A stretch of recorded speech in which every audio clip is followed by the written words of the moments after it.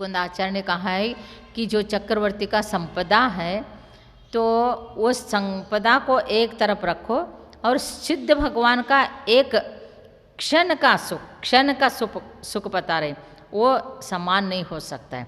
फिर आप देखिए जो वैभव का सुख है वो इंद्रिय सुख है, वो सुख है ही नहीं। जो आत्मा का सुख है वो सुख वास्तविक सुख है।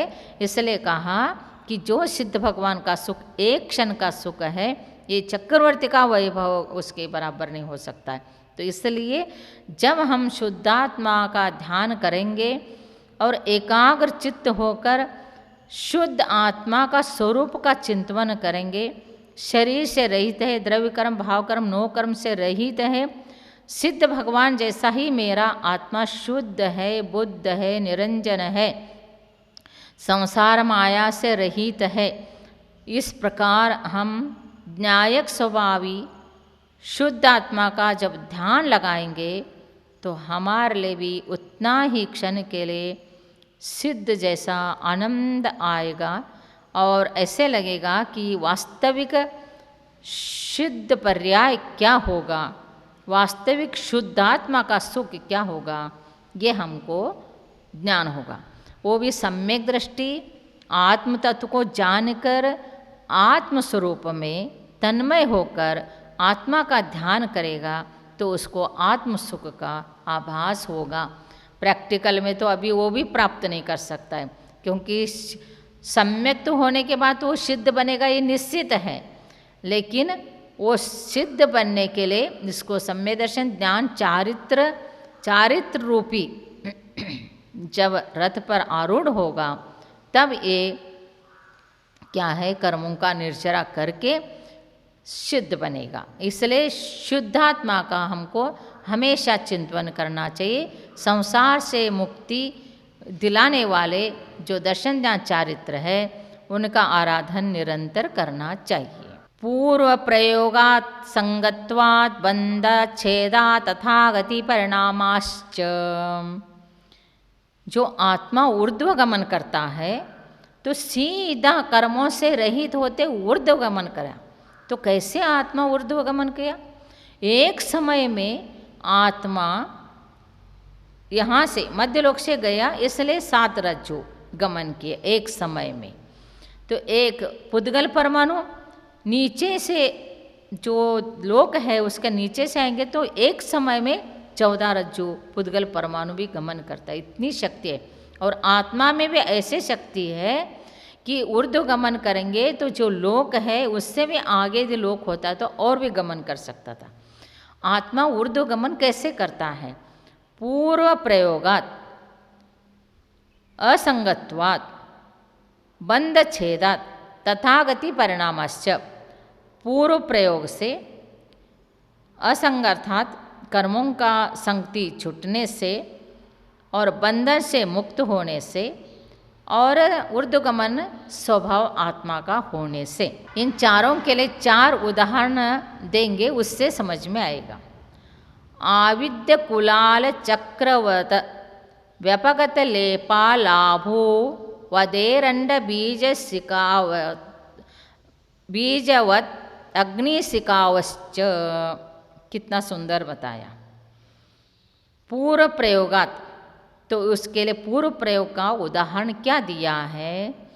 तो आविद्य कुलाल चक्रवत अर्थात जैसे कुंभार चक्र को घुमाता है, कुंभार के द्वारा जो चक्र घुमाया गया, एक बार उन्होंने जोर से घुमाया तो बिना घुमाते ही अपने आप घूमता रहेगा, उतना वेग दे दिया उसने और उस वेग में वो अपने आप घूम रहा है।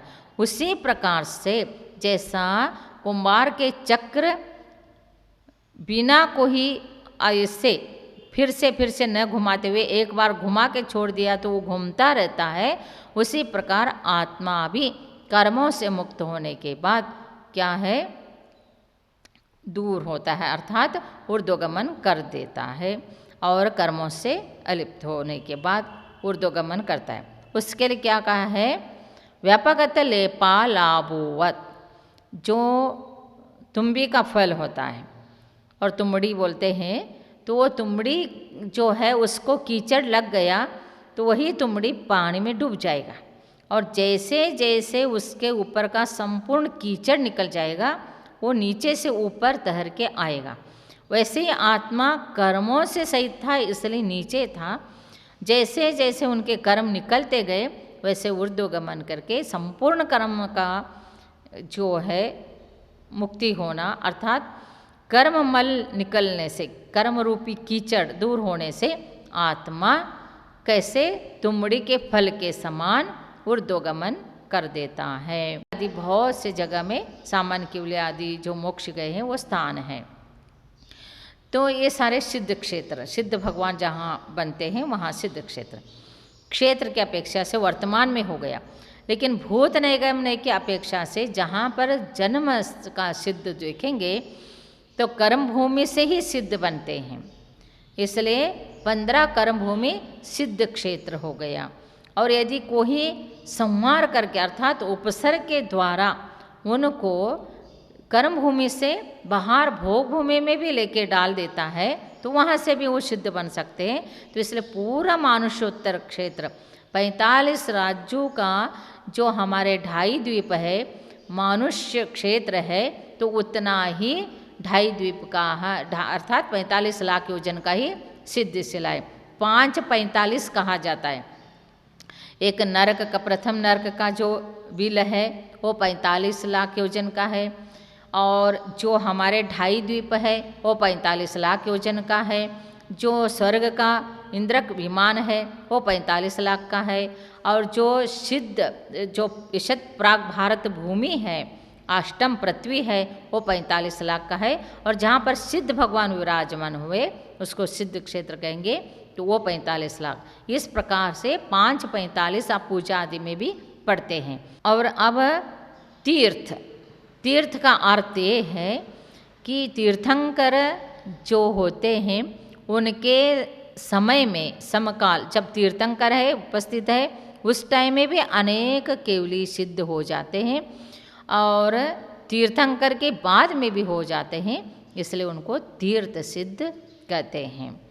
और उसके बाद चारित्र सिद्ध, चारित्र में जो चारित्र होते हैं तो 5 चारित्र वैसे सामायिक छेदोपस्थापना परिहार विशुद्धि सूक्ष्म संप्रय यथा क्या चारित्र।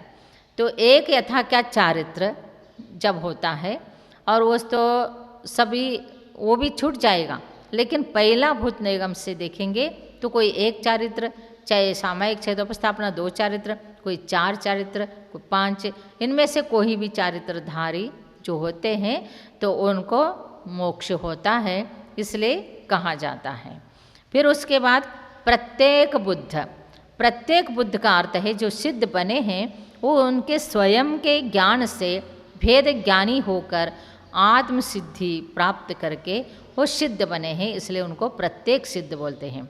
और बोधित बुद्ध, बोधित बुद्ध का अर्थ ये है तो पर उपदेश से उनको ज्ञान हो गया, उस ज्ञान से वो मोक्ष मार्गस्थ होके और दर्शन ज्ञान चारित्र प्राप्त करके, जैसा अंजन चोर है, अंजन चोर सप्तव्यसनी था, लेकिन जिनदत्त जो सेठ के धर्म का उपदेश उनके द्वारा सुना, क्योंकि वो सम्यक दृष्टि था और शास्त्रोक्त कथन करके और सम्यक दृष्टि वो अकृत्रिम चैत्यालय मेरू पर्वत पे जब पूजा करने जाते थे तो ये भी श्रद्धान करके चोर भी तानम तानम सेठी वाक्यम प्रमाणम करके, जो सेठी है वो जिनेन्द्र भगवान की वाणी को ही कहता है और उन्होंने जो कहा है वो सत्य कह के 108 रस्सी को काट के वो क्या कर दिया, आकाशगामिनी विद्या प्राप्त कर लिया। आकाशगामिनी विद्या प्राप्त करने के बाद जो देवी प्राप्त होती है वो पूछते हैं कि कहाँ जाना है,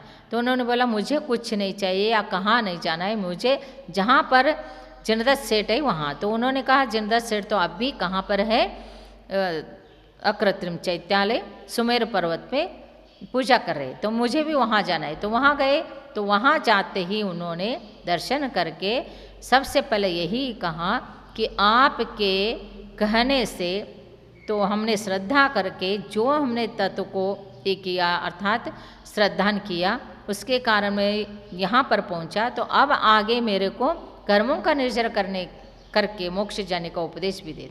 तो तत्व का उपदेश सुनने के बाद तो उनको क्या हो गया, बोध हो गया, ज्ञान हो गया।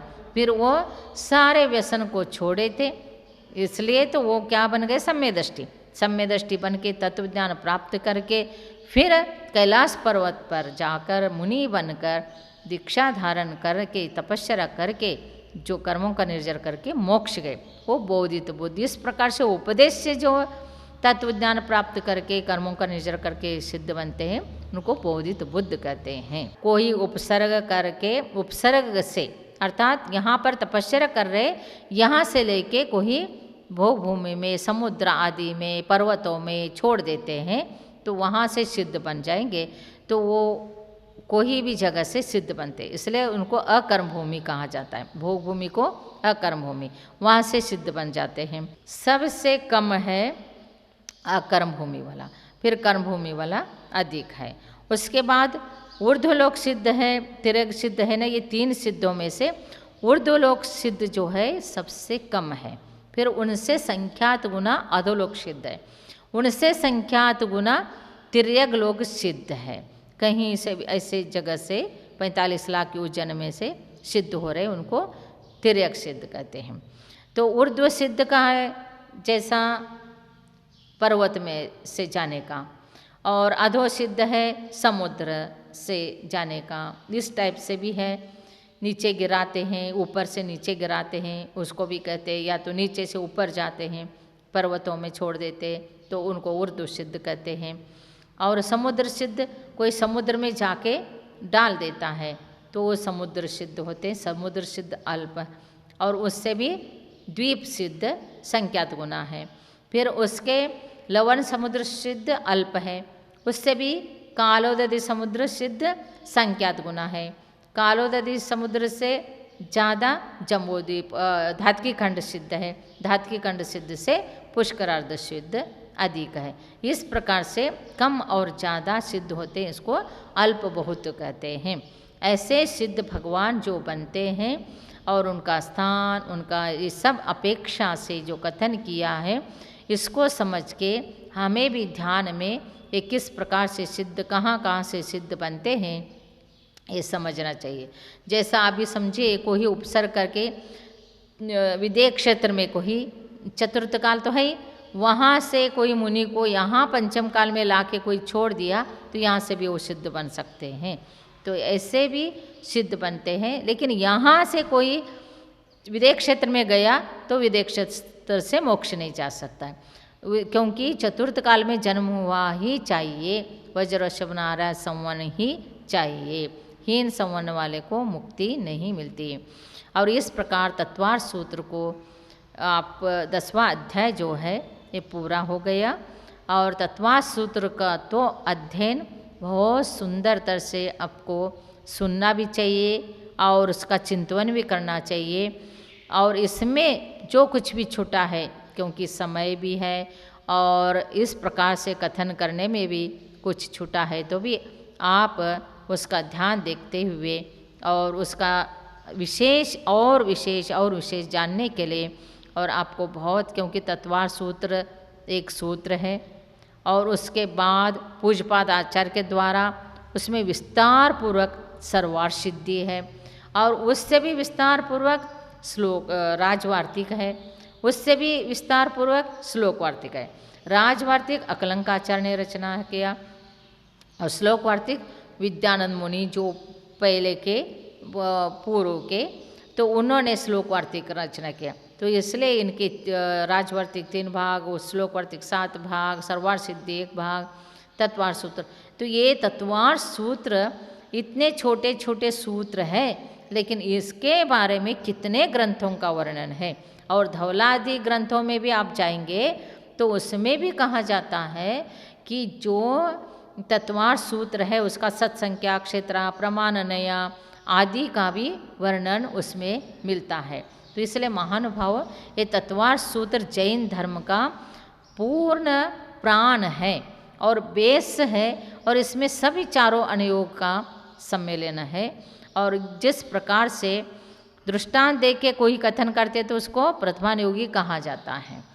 तो जो तत्व का चिंतन है द्रव्यानुयोग है, और द्रव्य का वर्णन द्रव्यानुयोग है, कर्मों का वर्णन कर्णानुयोग है, और प्रथमानुयोग में जो उदाहरण देके जो सिद्ध बने हैं आदि का ध्यान का आदि है या प्रथमानुयोग। तो कहने का तात्पर्य इस प्रकार से प्रथमानुयोग, कर्णानुयोग, चरणानुयोग, द्रव्यानुयोग का अध्ययन हो जाता है 10 अध्याय से।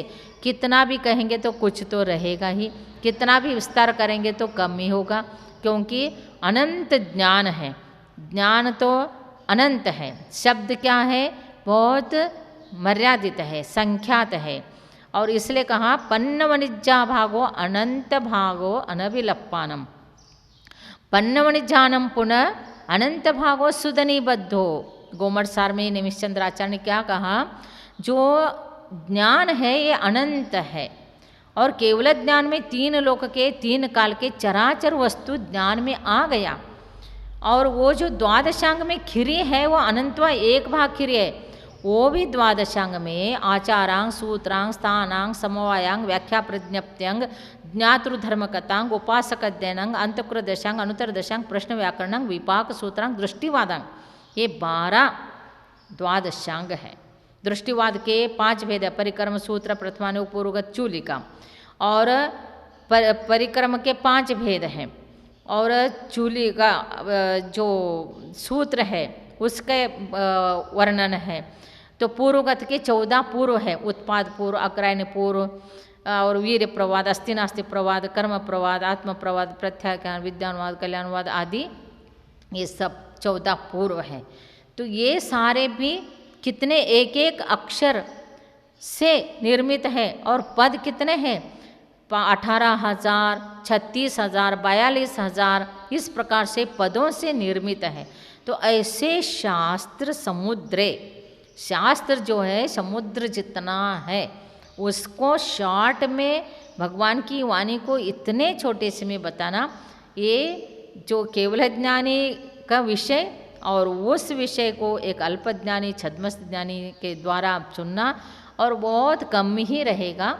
तो महानुभाव ज्ञान अनंत है, उसका उपासना करे, और केवल ज्ञान को प्राप्त करके सब चराचर वस्तु को युगपत जाने, तो महान आनंद ही आनंद है। लेकिन उसके पहला जितने भी जान रहे हैं वो द्वादशांग वाणी है, द्वादशांग वाणी का एक अंश ही है।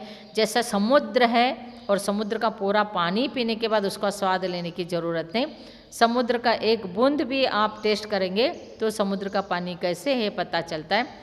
वैसे ही द्वादशांग वाणी का जो अध्ययन है, शॉर्ट में भी है, थोड़ा एकाध ग्रंथ से भी होगा तो भी वो द्वादशांग वाणी ही है। इस प्रकार से तत्वार सूत्र आज समाप्त होता है। जय बोलो सिद्ध परमेष्टि भगवान की जय।